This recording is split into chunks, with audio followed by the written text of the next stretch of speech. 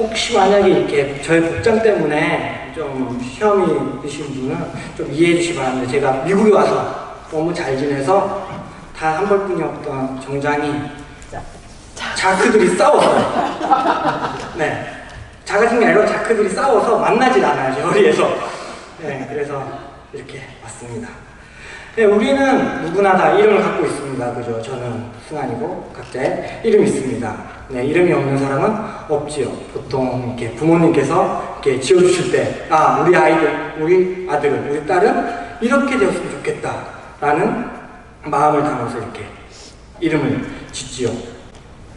그래서 특히나 한국 사람들은 더 한자 이름을 쓰기 때문에 더 뜻이 더 분명합니다. 그래서 저 이름은 승환인데 제 이름대로는 별로 산 것 같지가 않아요. 제 가운데 승자가 이길승인데 어렸을 때부터 네, 그렇습니다. 네. 친구들과 싸우면은 이름도 반대로 되고 네, 그렇게 쭈구리처럼 살았습니다. 그리고 또 뭐 누구를 막 이겨먹으려고 그렇게 살지도 않고 아마 욕심이 없어서 그런 것 같기도 한데 요즘에는 조금 누군가 막 이겨먹고 싶기는 해요. 그래서 이렇게 제 삶을 뒤돌아보면 제 이름보다는 그냥 마음대로 산 것 같습니다. 그리고 제가 승환이라는 이름을 갖고 있고 또 집에서는 또 요셉이라고도 많이 불렀어요. 어렸을 때부터 그죠? 요셉이라 불러서 어렸을 때 같이 컸던 친구들은 요셉으로 또 많이 알고 있고, 그리고 제가 영어 이름으로 요셉을 썼었는데 그냥 왠지 한국 이름도 좋은 것 같아서 그냥 승환이었습니다. 네, 그렇게 해서 요셉이라는 이름을 갖고 그렇게 살아왔는데 이렇게 또 뒤돌아보면은 요셉과는 영 안 맞는 것 같습니다. 뭐 어렸을 때 부모님의 사랑 많이 받고 그거는 맞고, 그리고 또 이렇게 외국에 혼자 나와서 혼자 이렇게 생활하는 건 똑같은데 만약 제가 요셉같이 살았더라면 제가 가는 게 아니라 부모님이 오시겠죠. 네. 그렇게 이름과는 좀 다르게 산 것 같습니다. 그래서 그렇게 이 생활 이렇게 바라보면 오늘 본문에 나온 솔로몬과 약간 좀 비슷한 느낌이 들었습니다. 그렇다면 과연 솔로몬이 누구길래 제가 비슷한 삶을 살았다고 말을 할 수 있을까요? 솔로몬은 우리가 다 알다시피 이제 우리 교회 다니는 사람뿐만 아니라 교회 다니지 않는 사람도 솔로몬이라는 이름을 다 들어보고 그가 누구며 어떤 사람인지 알고 있습니다. 그 사람 되게 지혜가 뛰어난 사람이죠. 되게 유명한 사람입니다. 그 사람을 성경에서 또 두 책에서 그를 말해주고 있습니다. 우리가 오늘 읽은 열왕기상에서도 말해주고 그리고 역대하에서도 그에 대해서 말해주고 있습니다.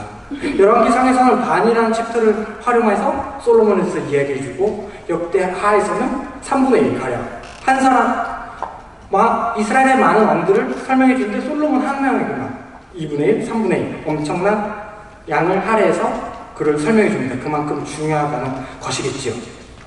그 두 책에서 솔로몬에 대해서 각각 얘기를 하는데 서로 다른 얘기를 하지 않습니다. 우리가 다 알고 있는 그 똑같은 이야기를 그렇게 해주고 있습니다.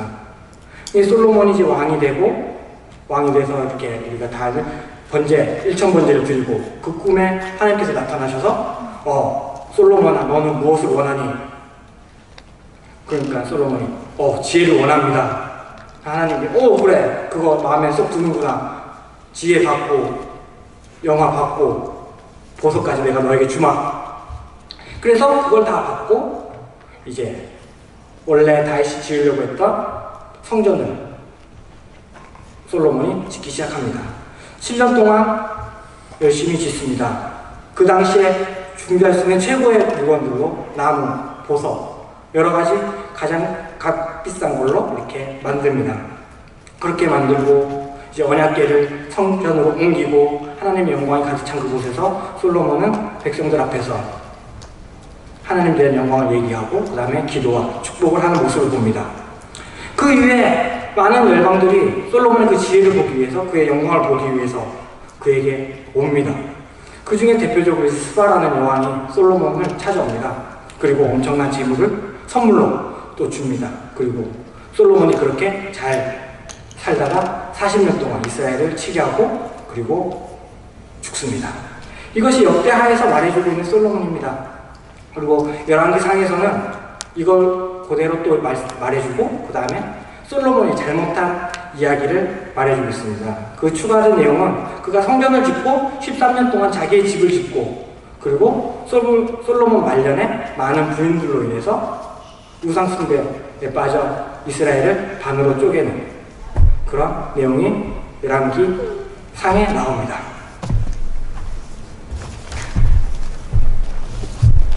이러한 솔로몬이 역대하에서는 장점만 말하고 열왕기상에서는 장점뿐만 아니라 단점까지 말해주고 있습니다. 저도 이렇게 역대하처럼 장점만이 이곳에 남아서 떠나길 원하는데 그렇지 못함을 오늘 말씀을 통해서 보았습니다. 그렇다면 솔로몬은 어떻게 왕이 되고 그리고 지혜를 얻었을까요? 감사합니다. 그가 왕이 되었을 수 있었던 이유는 왕의 아들로 태어났기 때문입니다. 요즘 말로는 금수저죠. 네. 금수저로 태어나서 그가 자연스럽게 왕이 되고 그 이전에 우여곡절 있어요. 아도나이가 자기가 왕이 되겠다고 그랬을 때 이제 아무튼 다윗으로 인해서 아버지가 왕이라서 이렇게 왕이 되고 그리고 그가 지혜를 얻을 수 있었던 이유는 그 이후에 이제 제사를 드리고 그 날 밤 꿈에 하나님께서 나타나셔서 무엇을 원하냐 할 때 지혜를 달라고 했을 때 그때 지혜를 받았음을 우리가 알고 있습니다. 하지만 오늘 말씀을 보면 9절에 보게 되면 우리가 지혜를 달라고 한 줄 알았는데 9절에 보게 되면 주가 주의 이 많은 백성을 재판할 수 있사오리까 듣는 마음을 종에게 주사 주의 백성을 재판하여 선악을 분별하게 하옵소서. 즉 듣는 마음을 솔로몬 자신에게 달라고 하여 그것으로 선악을 분별할 수 있는 능력을 달라고 하나님께 구한 것입니다. 지혜가 아니라 듣는 마음을 달라고 했습니다. 그것을 통해서 우리 오늘 읽은 말씀에는 재판, 또 다른 번역에서는 이제 다스리는 것, 통치. 왕이 하는 것 중에 하나가 이제 재판이 있었고 그 다음에 통치가 있고 이렇게 전반적인 통치에 있어서 잘 할 수 있는, 들을 수 있는 마음을, 그래서 자기 마음대로 독단적으로 하는 것이 아니라 하나님 말씀 듣고 사람들의 말을 듣고 그렇게 들음으로 이렇게 잘 다스릴 수 있게 해달라는 것이었습니다. 그렇게 해서 이제 듣는 마음을 달라고 하여 하나님께서 지혜를 주셨습니다. 네, 솔로몬은 지혜를 받고 지혜는 듣는 마음을 달라고 그랬고 그것이 듣는 마음은 중요합니다. 그러고 다음으로 넘어갑니다. 그 전에 물을 한 잔 마시겠습니다.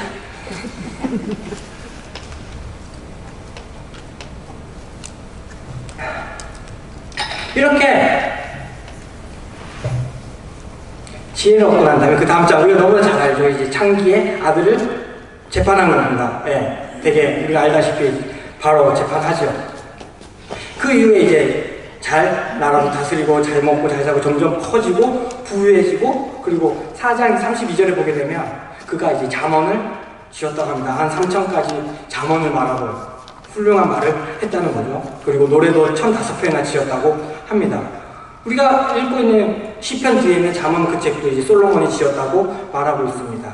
예, 잠언하면은 무엇입니까? 네, 지혜의 책을 지은 솔로몬이니까 그의 지혜는 엄청나다고 우리가 할 수 있겠습니다. 그래서 그 잠언의 시작은 이렇게 합니다. 다윗의 아들 이스라엘 왕 솔로몬의 잠언이라. 이는 지혜와 훈계를 알게 하며 명철의 마음을 깨닫게 하며 지혜롭게 공의롭게 정의롭게 정직하게 행할 일에 대하여 훈계를 받게 하며 어리석은 자를 슬기롭게 하며 젊은 자에게 지식과 근신함을 주기 위한 것이니 지혜 있는 자는 듣고 학식이 더할 것이요 명철한 자는 지략을 얻을 것이라. 솔로몬은 하나님께서 자신에게 주신 그 지혜를 다른 사람들에게 전하기 위해 그렇게 잠언을 썼습니다.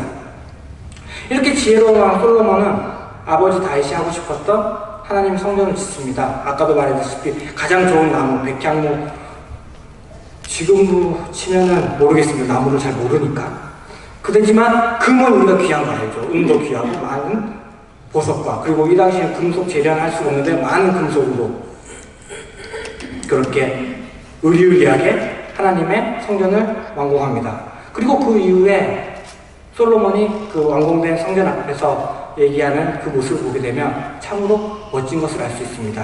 그의 지혜가 뛰어나는 것을 볼 수가 있으며 그의 지혜가 그저 우리가 세상 살아가는 지혜가 아니라 하나님의 말씀을 잘 알고 하나님을 알고 그리고 하나님의 역사하셨음을 알고 그리고 자신이 누구인지 하나님이 누구인지 너무나 잘 알았습니다. 왜냐하면 그는 우리가 알다시피 지혜의 왕이기 때문입니다. 이 모든 것을 그가 어떻게 알았을까요? 어려서부터 그가 들었기 때문입니다. 그리고 또 그가 하나님께 듣는 마음을 허락해달라고 해서 그 말씀들을 잘 들음으로 그가 알고 있었습니다. 그렇다면 그렇게 잘 하나님의 말씀을 듣고 알았던 그 솔로몬 끝은 어떻게 되었나요? 예, 잘 알다시피 망했습니다. 네. 솔로몬 때는 아니지만 솔로몬으로 인하여 그 다음에 이스라엘은 남유다와 북이스라엘로 바뀌게 돼요.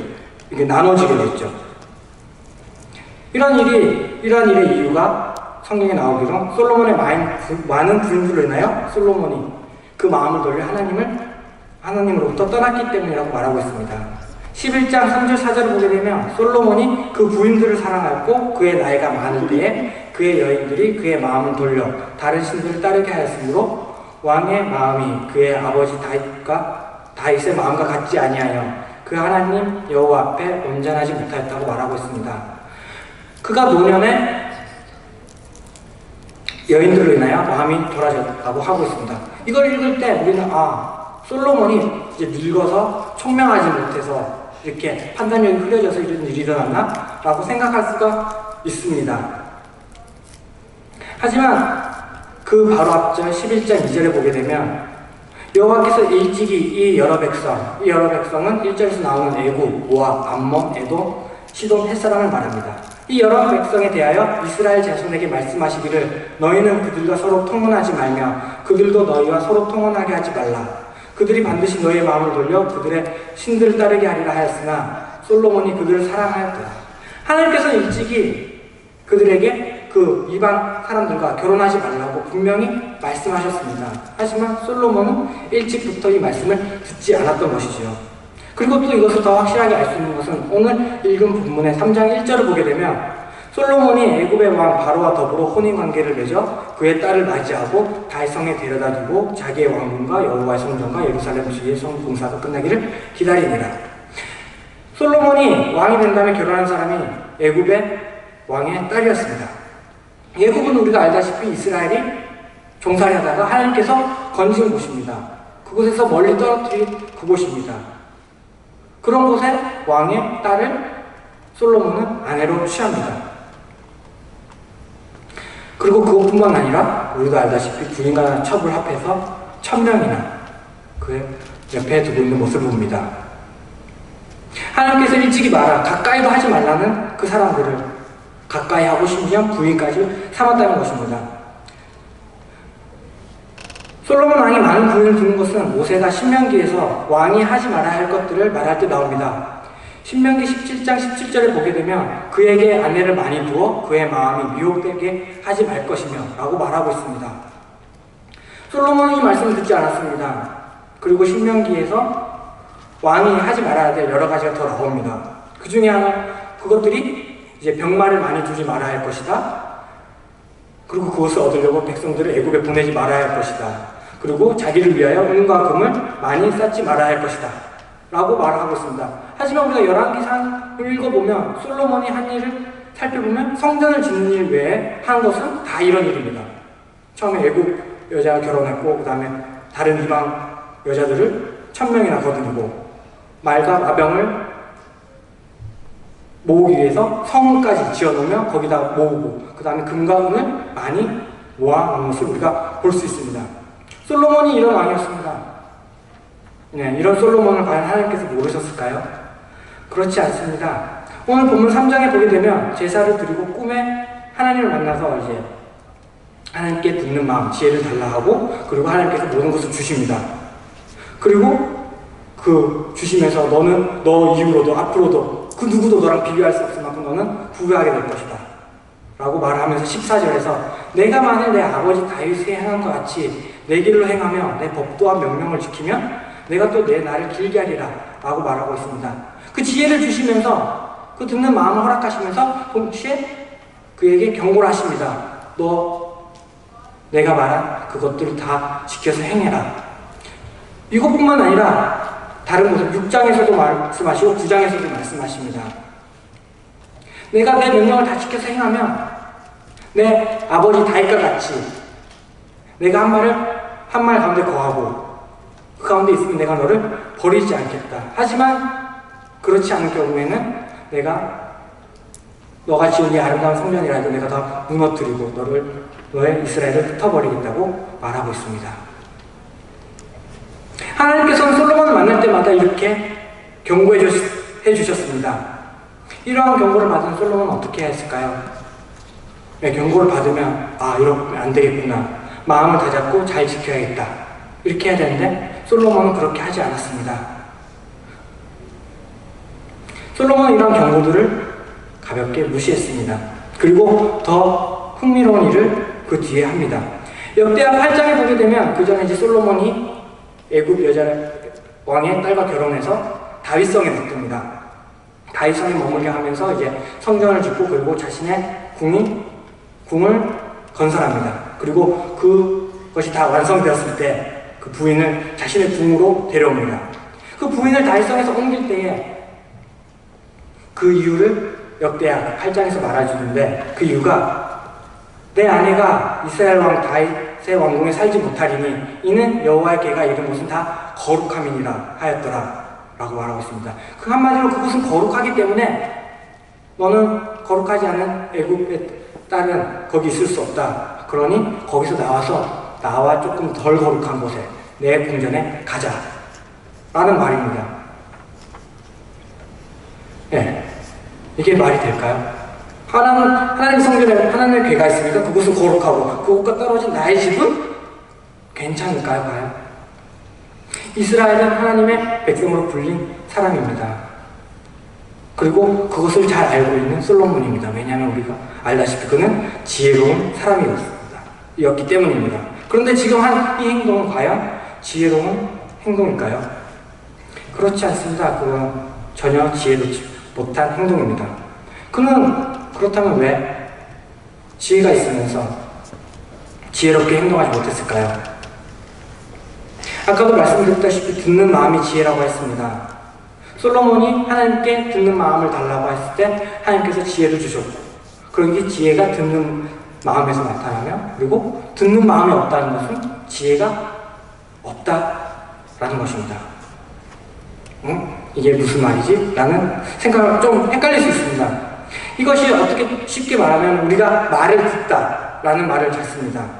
이 말은 우리가 말을 귀로 듣는 것도 있고 그리고 말을 듣다면 그 말을 듣고 그대로 행한다 라는 말이죠. 우리가 가끔 이제 자녀들을 교육할 때 너 왜 이렇게 말을 안 듣니? 할 때 진짜 그 아이가 귀가 먹어서 말을 안 듣니라고 걱정하는 말로 하는 게 아니라 너 왜 말을 듣고 순종하지 않니? 라는 말로 얘기를 합니다. 이스라엘의 성경에 나오는 듣다도 이러한 의미를 갖고 있습니다. 뭐 어느 나라든 미국도 왜 듣지 않니? 라는 영어로 해도 그냥 귀로 듣는 것이 아니라 왜 그 말대로 행하지 않니라는 것을 나타냅니다.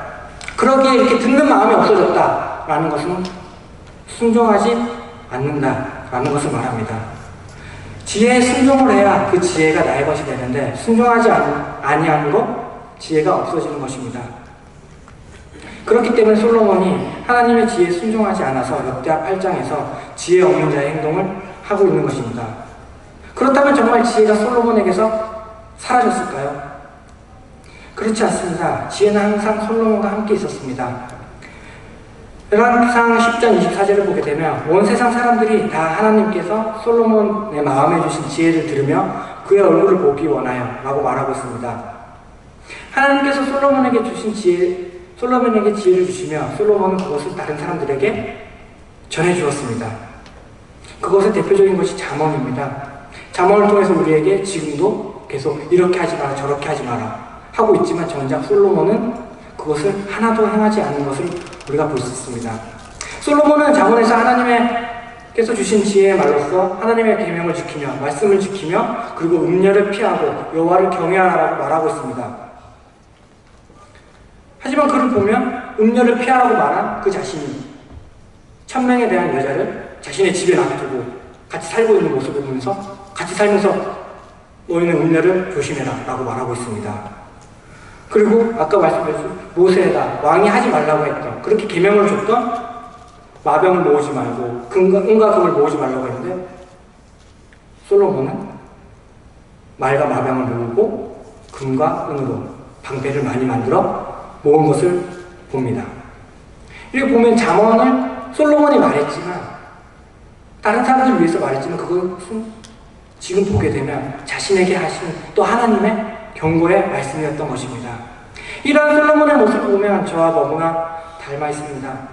어려서부터 교회 다니면서 말씀을 듣고 그리고 대학에 가면서 이제 하나님 말씀 공부하고 그리고 지금도 공부하며 앞으로도 공부를 하고 그리고 예배 가운데 또 말씀을 듣고 또 앞으로 또 이렇게 또 다른 사람들 앞에서 말씀을 전하고 이러한 가운데서 얼마나 내가 그 말씀대로 행했는지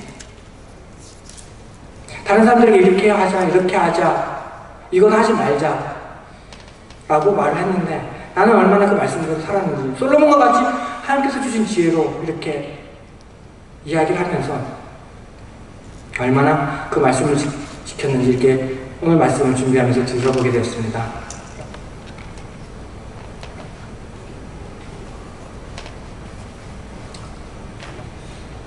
솔로몬이 그렇게 왕으로서 지혜의 왕으로서 성전이 완공되고 아까 말씀드린 8장에서 엄청나게 멋있는 말을 합니다. 하지만 그 뒤에 또 완공된 그 뒤에 여긴 거룩한 곳이 너는 잠깐 여기를 와 있어라. 하나님 눈을 살짝 피하는 그런 모습을 봅니다. 약간 옛날에 아담과 같죠. 아담의 선악과를 따먹고 난 다음에 하나님 눈을 피하려고 그림자 나무꾼을 쓴 것처럼 저도 그렇게 말씀을 전하면 이렇게 앞에 서서는 거룩하게 찬양인도 할 때 누구보다도 은혜롭게 찬양하며 말씀 전하며 기도할 때 누구보다도 열정적으로 이렇게 기도하며 교회에선 전도사니까 전도사처럼 뭔가 있어 보이게 그렇게 솔로몬처럼 성전 앞에서 멋있는 말을 하고 그렇게 다른 사람들의 눈을 속이며 그저 다른 사람 눈앞에 안 보이게 뒤에서 안 보이는 곳에서 그렇게 그 말씀대로 살지 못한 모습을 보았습니다. 하지만 여기서 또 감사한 것은 이렇게 마음대로 살아가면 보잘것없는 나를 하나님께서 끝까지 사랑해 주신다는 것입니다. 솔로몬도 그렇게 많이 실수를 하고 심지어 그의 아버지 다윗도 실수했을 때 경고하시고 돌아오라고 했을 때 솔로몬 돌아오지 않았지만 다윗은 돌아온 것을 우리가 알고 있습니다. 그때 어떻게 하셨습니까? 벌은 받았지만 다시 하나님께서 품어주시고 함께 하시고 사랑하시는 것을 우리가 볼 수 있습니다. 저희 말씀을 준비하면서 저 스스로에게 경고를 하며 하나님께서 나에게 경고를 해주시는 그런 말씀도 받고 회개하며 돌아갈 때 하나님께서는 너 잘못했으니까 저리 가가 아니라 잘못한 거 아니 다시 와라 내가 너를 안아주겠다 라고 말씀하십니다. 또 이렇게 말씀을 이렇게 전하고 말씀 듣고 하지만 또 순간순간 우리는 잊어버립니다. 가끔 어떠한 잘못을 할 때 생각날 때도 있습니다. 하지만 생각날 때 나의 즐거움과 행복을 위해서 잠시 그 말씀을 덮을 때가 너무나 많지요. 그러기에 우리의 힘과 노력, 의지로서는 할 수 없음을 또 이 시간 고백합니다. 그러기에 우리는 하나님의 도우심이 필요하면 또 그것을 아시는 하나님께서 우리에게 예수님을 보내주시고 또 그 예수님을 통해서 성령을 우리에게 약속하셨습니다. 하나님께서는 예수 그리스도 이름으로 성령을 구하면 반드시 받는다고 약속했습니다. 그 성령만이 우리를 진리로 인도하며 진리 가운데 거하게 하며 그 진리 안에서 누리는 참된 자유함으로 인해 하나님의 말씀을 순종할 수 있게 해줄 것입니다.